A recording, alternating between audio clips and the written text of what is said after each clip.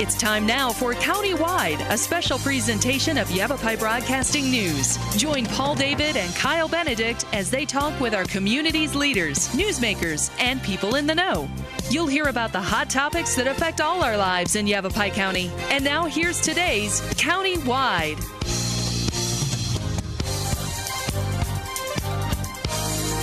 Welcome to Countywide. I'm Paul David. Great to have you in studio today. Yavapai County Supervisor Chip Davis in studio and County Administrator Phil Bourdon also in studio today. We'll talk county budget, jail, all that good stuff. How you guys doing? Good. Very good. Welcome back. Good to see you. Good morning. It seems like you were just here recently, but it was, gosh, last year prior to election. We did jail district, I think, last time. Yeah, we did. We talked jail Correct. district. Yeah, you guys were in a couple of times late last year. Let's talk budget. Where are we at with the budget for this next fiscal year? I think, Phil, we're going to go with you or Chip. Who wants to talk about that? Well, the nice thing is this year, this is the earliest that the state has ever passed its budget. It did go really fast, didn't it? It's the earliest because ordinarily the process is we work through our budget process and we wait to see what the state is going to do because they always impact counties. And this year we know what the state has landed on, and so as we're going through our budget process right now, we at least have those numbers for certain that we can work with. Go down the list and kind of see how it affected us. How did it affect us? We can kind of run through that. Phil has an individualized list of the number of things that we've been impacted by. And because when I heard that the budget was coming out and heard some of the cuts that were going to be in there, I thought, oh boy, you know, the first thing I started thinking was this is going to almost hit us like the recession did. At least it felt like it that. I was thinking that way. Hiring freezes and things like that taking place. But and then God, there was a while we were counting posted pads and staples and rubber bands and things like that, you know, until the recession was over and we kind of started climbing out of that. Things started getting better. Phil, are we doing better still, or is this going to kind of hold us back a little bit? Well, I think the county, just like every jurisdiction, has certain challenges. Some are revenues. For instance, the revenues are slightly down than we estimated, so we're pulling out of the recession, but at a slower pace. And then we have other fixed costs that are going up, such as healthcare. Our healthcare costs went up 5%, an additional $400,000 to the county. Okay. Our retirement costs went up. That's about $790,000 to the county. So right there you have, you know, almost $1.1 million in increased costs for personnel. But then when working with the state did pass their budget, and as Chip said, the advantage is they actually passed it early, so we at least know ahead of time as we go through our budget hearings with the Board of Supervisors what we can anticipate. And just from a little bit of background, over the time of the recession, the state transferred approximately $1.1 million of costs annually to the county already. And so this recent budget adds about $1.4 million to that. It's upwards of now $2.5 million in annual cost shifts from the state. And that is made up of approximately $390,000 from a cost shift of having to pay 25% of the Arizona Department of Juvenile Corrections costs, about $326,000 of cost sharing or cost shifts of the state's Department of Revenue. They also eliminated all revenues from lotteries, and Chip and I have discussed that considerably, where we worked with the state to get that that lottery revenue back to this county. It was about $550,000, and they, again, in this budget, we had it back for 2 years, and in this budget eliminated that revenue from Yavapai County again. And then the last cost shift that is somewhat major is a presidential preference election, which normally by law was paid for, reimbursed by the state 100%, and they are only reimbursing a portion of it. And what's that portion? $1.25 per registered voter. it's about 40% of what it costs to actually put the election on. Oh, wow. That's huge. Our costs are about $3.12 Per voter? per voter. What is that? That's the ballots and the mailings, and does that all include all those All in the different election. items? Okay, all right. So how do we make up $2.5 million? That sounds like a huge chunk, huge chunk. Well, there's more. Oh, there's more. Okay. Well, we still have the uncertainty of federal funding too. One of the things that western counties rely on is called PILT, Payment in Lieu of Taxes, and that is where the federal government pays a fee based on the amount of federal lands that you have, and that is to replace what would be private property and would ordinarily pay property tax. So they generate revenue through timber sales or grazing leases, a number of things they do on federal lands, and so they reimburse a portion of that back to counties. And that program has been in jeopardy for probably the past 8 or 9 years. It's been iffy every year, and again it was iffy this year, and we weren't sure that we would get our reimbursement, and then it actually came in above what we had anticipated. And then for next year, it is again iffy whether it will come or whether it will impact us by several $1 million or not. So we have that one hanging over us, the increased cost, the impacts from the state, revenues being less than we had forecasted. It's going to be a challenge. So these items that the state's no longer going to send us money to pay for, like you mentioned juvenile corrections, was that something that we used to pay for on our own up to a certain point, and then the state kind of took control of that, and now it's bouncing back to us, or has the state always been in charge of paying for that? That was what we're referring to is actually the state's Department of Juvenile Corrections. They have a facility and a department that handles juvenile corrections facility at the state level. So those are for violent offenders. Yeah. Okay. So we have our kids that go down? We have a program, we have a juvenile probation program within Yavapai County that we take care of the less offenses.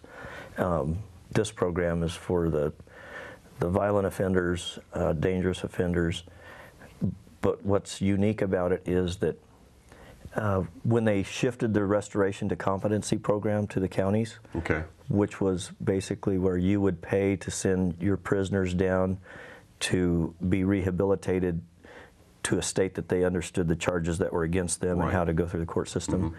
What Yavapai County did was, rather than send them down, an example, we were spending $700 for the first day, and then it was around $300 every day after that.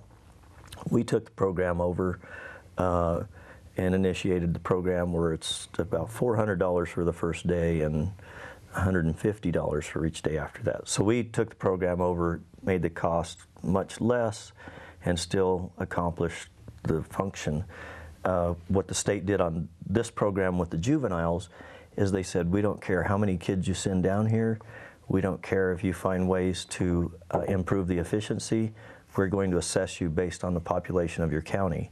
So they removed our ability, if we were going to have to pay for it, we would look for efficiencies. And the system that they enacted doesn't have any initiative for that. Okay, let's take our first break already. County Supervisor Chip Davis in studio today, County Administrator Phil Bourdon. We're talking about the budget. We're also going to talk about the jail, the need for still a need for a jail in the county, countywide, back in just a couple minutes.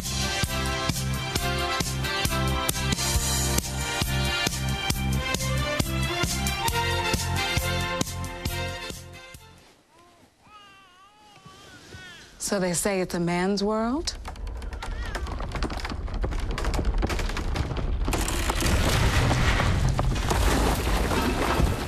Well, I don't see anybody's name on it. While they were out doing their thing, we slowly changed all that.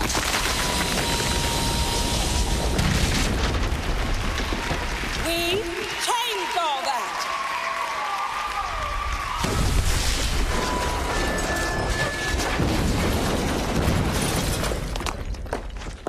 Today, women can do anything men can do. And there's one thing we're even better at.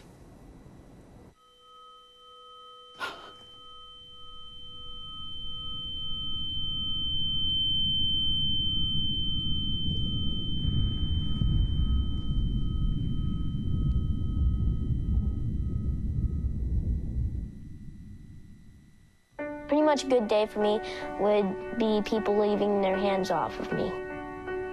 I'm always called names. Everywhere that I go, there's always someone calling me names, calling me gay. I've been choked, thrown up against a wall, punched. Nobody's ever tried to help me.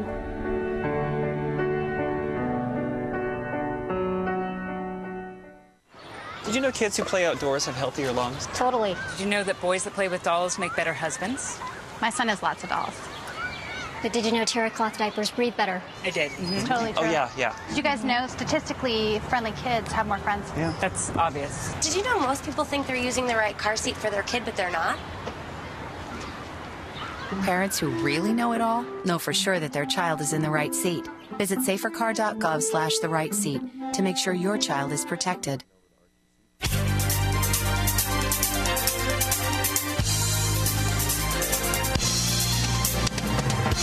Welcome back to County-Wide. County Administrator Phil Bourdon in studio today. County Supervisor Chip Davis also in studio. We're talking about the budget. So let's kind of skip ahead. We've got like $2.5 million. How are we going to make that up?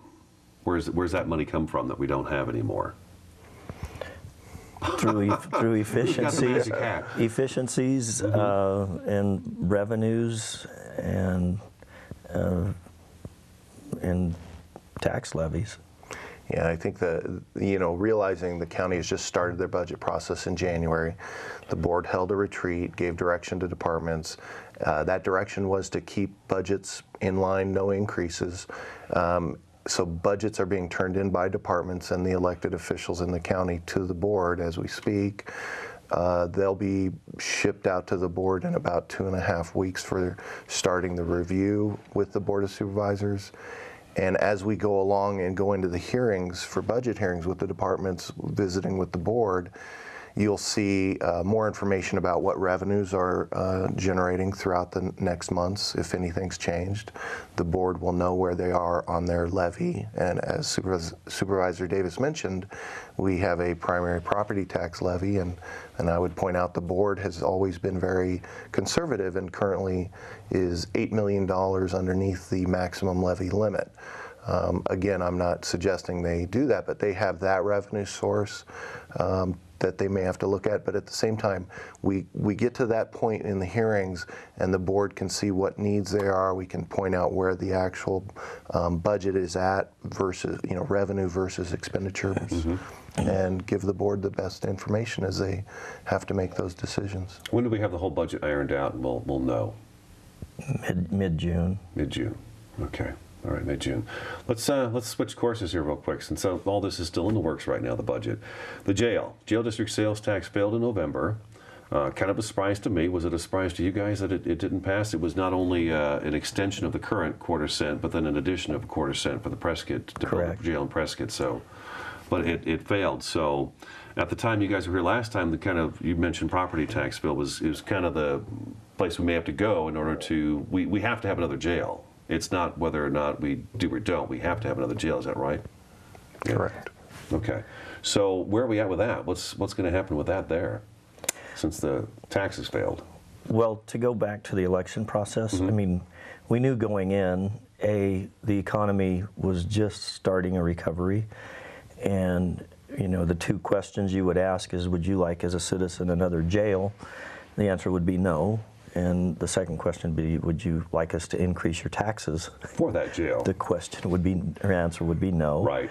So we knew we had an uphill battle in regards to that. Right. So the Board of Supervisors' responsibility is to provide the facility, and in the Sheriff's Department, the sheriff is responsible to maintain and operate the jail. And so the sheriff has done an analysis of our current inmate numbers, the percentage of growth that we've had annually, and his forecast came out and showed that we will be overcrowded in overcrowded conditions within probably the end of this year, I believe the graph shows. So to be forward thinking, we felt this would be the time to start the process, to start the revenue stream to come in so you could start saving money and not have to borrow money to build the jail. then as the numbers got to a critical point, you would have your jail built and in place and ready to go. And so that's what our intention was, and our intention still will be. We will just have to be very creative, very frugal, very conservative in how to get there, because my preference would be, as one board member, is that we don't go into debt. I don't believe going into debt and bonding to build a facility is the answer. I believe we need to try to build it as we can afford. Mm-hmm. So on top of the budget challenges that we have, the hits that came in from the state, we still also have some progressive things that we need to do, and one of them is to look at the needs of the jail.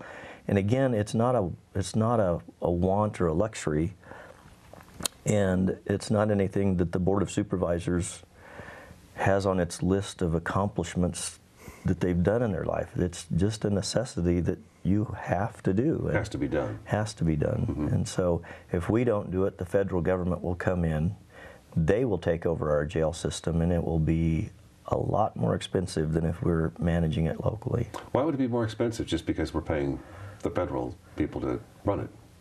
We'd be paying them to run it. I've seen the federal government do anything cheap. You lose local control and decision making if that occurs. So what are we going to do about this, though? Because we need one in Prescott. I noticed that maybe we're looking at refurbishing the old Prescott jail, because I thought that was kind of an out of the question thing because it's so old. And well, we have to look at everything objectively, mm-hmm.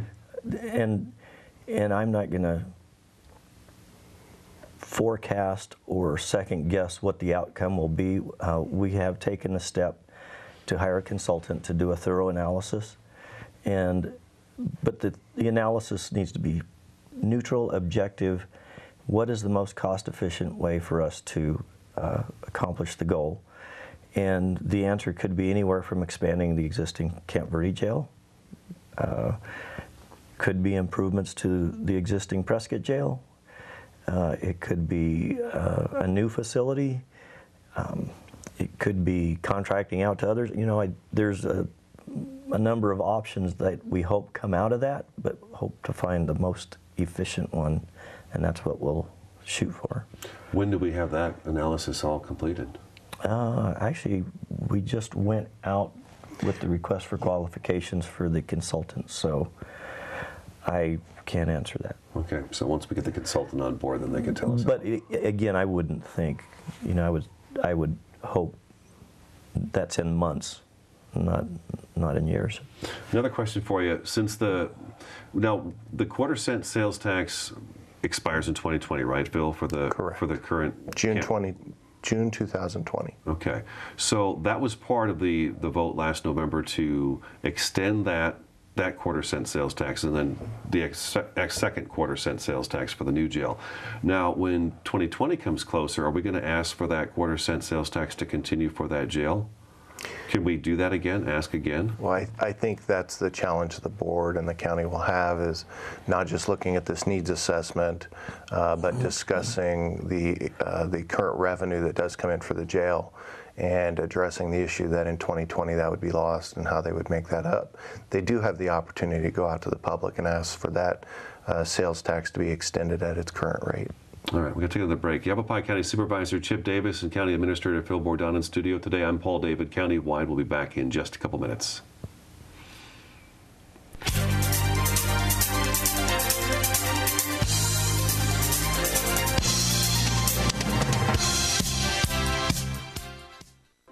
Cinderella found the pet that fits her perfectly.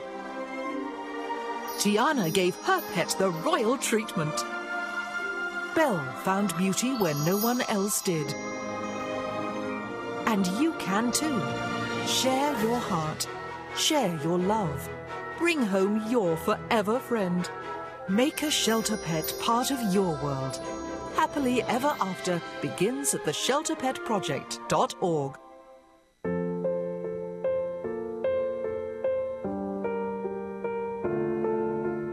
This is why you get by on 4 hours sleep.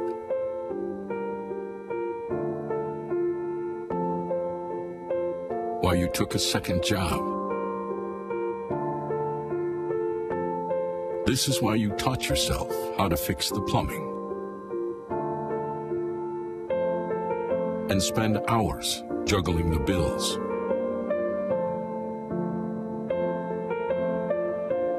This is why you'll do whatever it takes to keep your home. And that is why we want to help. We are making home affordable, a free government resource that can make paying the mortgage easier. Now more options are available. Call 888-995-HOPE to talk one-on-one with a housing expert today.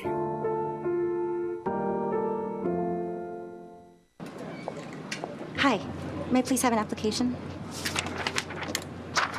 Thank you.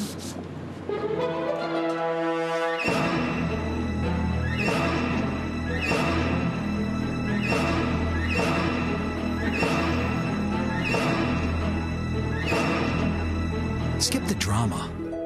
Get your diploma. Okay. Take that first step towards a better future. Find free adult education classes at finishyourdiploma.org.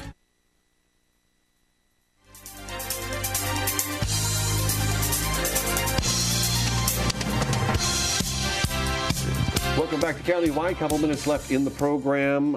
So that's it for the jail work. Up in the air on that. We're kind of up in the air on the budget as well. You still doing your quarterly meetings with the communities and stuff? I know you were in the BOC. Twice a year. Twice a year? Well, Okay, and twice a it year. depends on how needed. If issues come up in a community, we go out and interact with the community. Try to like you're doing right here. Operating. Just kind of come in, sit down, talk about what's what going on. Big road projects this year? Anything that you could think of? I think we're doing a lot of maintenance right now. We're trying to catch up from, part of the hits that we receive from the state is the Highway User Revenue Fund, which severely impacted our road maintenance program. And so now as we're starting to see a recovery, we're trying to double time back on our road maintenance and keep things from catastrophic failure. Catch up. And then also I noticed over the last couple of months, you guys have been putting on a lot of community cleanup dates. And I think we've talked about it in the past, and maybe it's obvious as to what those are for, but can we talk a little bit real quick as to just what those events are for and what they're supposed to be? I know there's one in Mayer, there's one in Camp Verde, there's been, I think, one in Black Canyon City and a couple other places as well. Also the Open Slash program. Right. For folks Free doing slash drop-off. spring cleaning, yard cleanup, free dumping at the Camp Verde transfer station. Our intent with all of that is that we are surrounded by forest lands in all of our communities, and if folks are financially challenged, their easiest way to go is to go out on the forest and dump their trash. And so we felt if we could make opportunities available where they could dump for free in the good fashion, then that's what we should do. And so that's what we try to do. And we also have forest cleanups. Yeah. In fact, our sheriff's prisoner program just got through cleaning up some Forest Service roads here in the Verde Valley. They've been busy. That's a good program too. It's good to see that the inmates are out there doing something productive. And they cleaned up some old like shooting sites, just cleaned up on Forest Road 618, I believe. You know, they did some culvert work last year and stuff like that, some big culverts, and so that's always a good thing. We ready for wildfire season? I'm going to have Denny Folk come in and talk a little bit more about this, our emergency manager, but Denny's the guy to ask. Yeah, so we'll get Denny in here and talk about that. Even today it's raining. This has been the wettest 10 months that I recall ever. But Chino Valley's having brush fires. Isn't that amazing? Prescott Valley's had a couple, and so it's still happening out there. And we found out today the Tucson Ranger District had no human-caused fires last year, so we're going to have to figure out what their trick was. I know, right? Wow. Supervisor Davis, good to see you again. Good to see Phil, you. great to see you. That's today's Countywide. We'll talk to you again next time. Thank you for that.